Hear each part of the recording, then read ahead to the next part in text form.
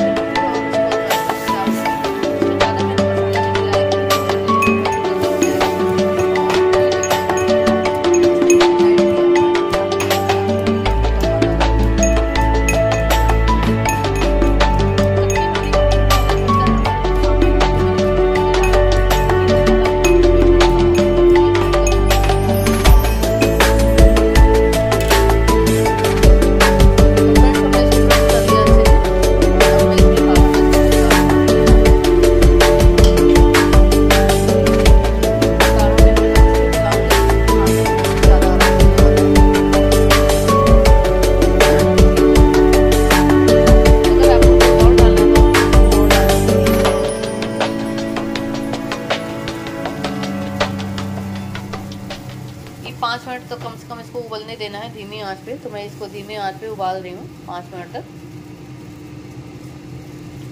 Thank you friends, कैसा लगा आपको हमारा काढ़ा जरूर कमेंट करके बताइएगा। Thank you so much.